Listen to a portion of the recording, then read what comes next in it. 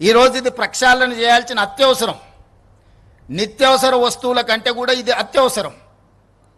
ఈ ప్రాంతంలో రంగారెడ్డి జిల్లాలో హైదరాబాదు నగరంలో వెదజల్లుతున్న కాలుష్యం, పరిశ్రమల యొక్క కాలుష్యాన్ని హైదరాబాదు నగరంలో ఉన్న డ్రైనేజ్ వ్యవస్థ మొత్తం దాదాపుగా 785 స్క్వేర్ కిలోమీటర్ల ప్రాంతంలో ప్రజలు నివసిస్తున్న, కోటి మంది ప్రజలు నివసిస్తున్న, విసర్జిస్తున్న మలినాలన్నీ కూడా మూసీ నదిలో కలుస్తున్నాయి.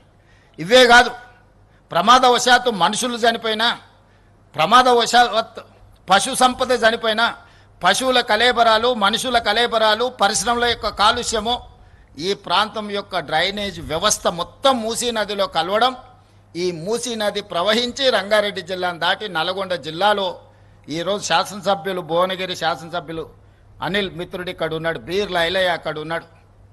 ఆ నియోజకవర్గాల ప్రజల గోడు వింటే రాయి అయినా కరుగుతుంది. రాయి కంటే కఠిన హృదయులు ఎవడైనా ఉంటే మాత్రం వాళ్ళకు ఆ ప్రజల కష్టాలు తెలియవు. ఈ కాలుష్యం వల్ల ప్రాంతంలో వ్యవసాయంలో పండించిన పంటలు ఎవ్వరూ తినలేని పరిస్థితి వచ్చినాయి. వాళ్ళు పండించింది ఎక్కడో అమ్ముకొని అగ్వకు సగ్వకు ఇతర ప్రాంతాలలో పండించిన వ్యవసాయ ఉత్పత్తులను ఈరోజు తినే పరిస్థితి. నూతనంగా పెళ్ళైన కొడుకు కోడళ్ళ నా ప్రాంతంలో ఉంటే పుట్టబోయే పిల్లలు ఈ కాలుష్యంతో కూడుకున్న నీళ్లను తాగి, ఈ కాలుష్యంతో కూడుకున్న పంటలను తినడం ద్వారా పిల్లలకి ఎక్కడ లేని జబ్బులు వస్తున్నాయని నూతనంగా పెళ్ళిళ్ళైతే ఆ గ్రామాల నుంచి పట్టణానికో ఇతర ప్రాంతాలకో యువ దంపతులను తరలి వెళ్లే విధంగా తల్లిదండ్రులు ప్రోత్సహిస్తున్నారు. పుట్టిన ఊరిలో పెంచి పెద్ద చేసిన తల్లిదండ్రుల చెంతన ఉండలేని పరిస్థితి ఈరోజు నల్గొండ జిల్లాకు వచ్చింది. ప్రకృతి వల్ల వాళ్ళని ఫ్లోరైడ్ వెంటాడుతుంది. పుట్టడంతోనే అంగవైకల్యం, కాలు వంకర, కన్ను వంకర, నడువు వంకర. కన్న తల్లిదండ్రులు వ్యవసాయ కూలీలకు వెళ్ళాలంటే ఇలాంటి అవిటి పిల్లల్ని ఇంట్లో మంచానికి కట్టేసి బయటికి వెళ్తే ఎక్కడికి వెళ్తారో, మానసిక వైకల్యంతో ఇంటికి వస్తారో రారో అని ఇంట్లో పెట్టి తలుపు పెట్టి తాళం వేసుకొని వ్యవసాయానికి వెళ్ళే పరిస్థితులు నల్గొండ జిల్లాలో ఫ్లోరైడ్ వల్ల వచ్చినాయి. అది ప్రకృతి వైపరీత్యం. దాన్ని సరిదిద్దడానికి ప్రభుత్వాలు చేస్తున్నాయి. కానీ ఈనాడు మూసీ నది పరివాహక ప్రాంతం వెదజల్లుతున్న కాలుష్యం ఇది మానవ తప్పిదం. ఇది ప్రకృతి వైపరీత్యం కాదు, మానవ తప్పిదం. మానవ తప్పిదాన్ని సరిదిద్దడానికి మనం ప్రయత్నం చేయకపోతే చరిత్ర మనల్ని క్షమించదు.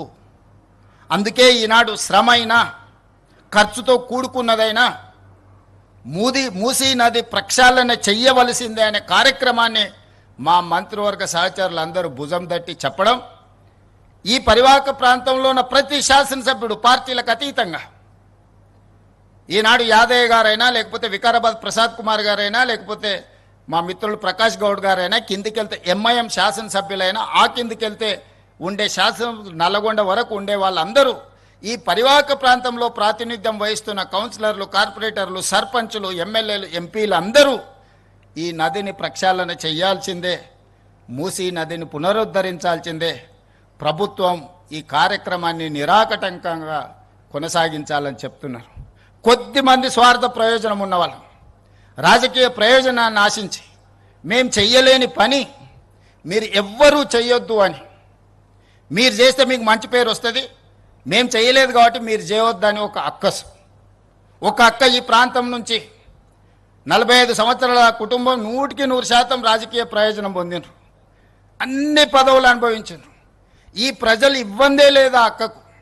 ఇవాళ అక్క కొడుకు నేషనల్ గ్రీన్ ట్రిబ్యునల్లో ఈ పనిని ఆపమని కేసేసిండు. ఆ అక్క మనసు ఎట్లొప్పుకున్నదో వాళ్ళ కొడుకును ఇట్లాంటి తప్పుడు కేసులను నేషనల్ గ్రీన్ ట్రిబ్యునల్లో వేయించడానికని నేను అడుగుతున్నా. ఆ అక్కకి ప్రాంత ప్రజలు ఓట్లు వేయలేదా? వాళ్ళ కుటుంబాన్ని ఆశీర్వదించలేదా? ఈరోజు ఈ రాష్ట్రంలో, ఈ దేశంలో ఆ అక్కకు గుర్తింపు వచ్చింది, ఆ కుటుంబానికి గుర్తింపు వచ్చింది. ఇవాళ ప్రజాప్రతినిధులుగా, మంత్రులుగా పదవులు అనుభవించిండ్రంటే ఈ ప్రాంత ప్రజల ఆశీర్వాదం లేదా?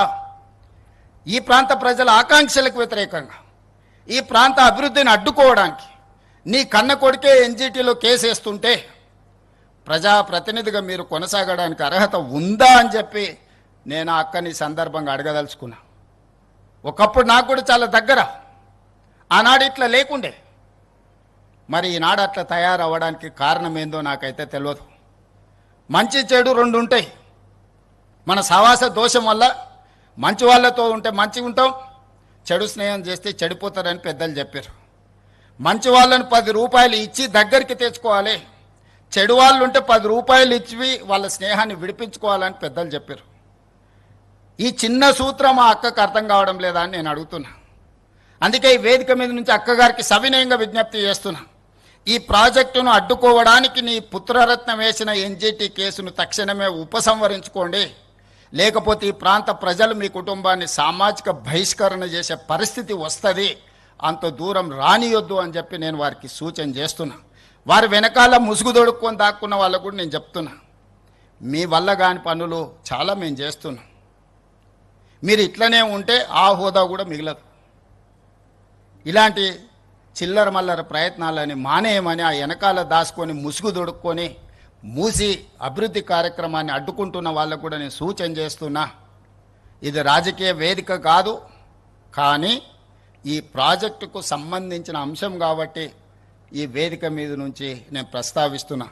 ఏది ఏమైనా 600 అక్కడి సూర్యుడు ఇక్కడ మొలిసిన ఈ ప్రాజెక్టు చేసి తీరుతాము.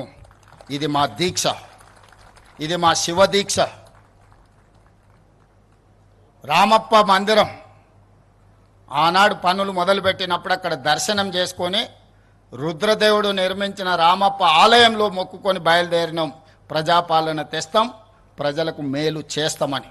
ఆ రామప్ప ఆలయ నమూనానే ఈరోజు మంచిరేవులలో నిర్మించాలి అని మేము అనుకుంటున్నాం. శిల్పులను కూడా మేము విజ్ఞప్తి చేసినాం. ఆ రామప్ప ఆలయ శివుడి సాక్షిగా ఈ వేదిక మీద నుంచి నేను చెప్పదలుచుకున్నా, ఖచ్చితంగా మూసీ నది ప్రక్షాళనే కాదు, ఇక్కడ ఆలయాన్ని నిర్మించి ఒక గొప్ప పుణ్యక్షేత్రంగా దక్షిణ కాశీగా, ఈనాడు కాశీ నుంచి గంగా జలాలు తీసుకొచ్చింది యథాలాపంగా కాదు, దక్షిణ కాశీగా రాణించే విధంగా ఈ పుణ్యక్షేత్రాన్ని ముందుకు తీసుకెళ్తాం. మీరందరూ అండగా నిలబడండి, ఆశీర్వదించండి. ఈ అభివృద్ధిని చూసి చూపించి మేము ఓట్లు అడగం. నేను మాట ఇస్తున్నా, ఈ అద్భుతమైన అభివృద్ధి చూస్తే ఈ దేవాలయాన్ని చూసి వాళ్ళకు ఓట్లు వేస్తారేమని ఓట్ల కోసము నోట్ల కోసం ఈ ప్రయత్నం కాదు. చరిత్రలో దేవుడు మనకు ఒక అవకాశం ఇచ్చిండు, దాన్ని సద్వినియోగం చేసుకోవాలనేదే మా ప్రయత్నం. దయచేసి సహకరించాల్సిందిగా అందరికీ విజ్ఞప్తి చేస్తూ, ఇంత మంచి కార్యక్రమాన్ని వేద పండితుల పర్యవేక్షణలో ఒక అద్భుత కార్యక్రమాన్ని నిర్వహించిన మూసీ రివర్ డెవలప్మెంట్ అధికారులను అందరినీ కూడా మనస్ఫూర్తిగా అభినందిస్తూ, చీఫ్ సెక్రటరీ, డీజీపీ, గ్రేహాండ్స్, ఇతర ప్రభుత్వ శాఖలను అన్నిటిని కూడా అభినందిస్తూ మీ అందరి దగ్గర సెలవు తీసుకుంటున్న. ధన్యవాదాలు మిత్రులారా, ధన్యవాదాలు. భట్టిగారి సూచన, ప్రజల పట్లున్న మాకున్న నిబద్ధత, మా సంకల్పం, మా చిత్తశుద్ధి, అంతిమంగా ప్రజలే మాకు దేవుళ్ళు, వాళ్ళ ఆదేశాల మేరకు మేము ముందుకు సాగుతామని చెప్పి మీ అందరికీ తెలియజేస్తున్నాం. గౌరవనీయులైన ముఖ్యమంత్రి గారు,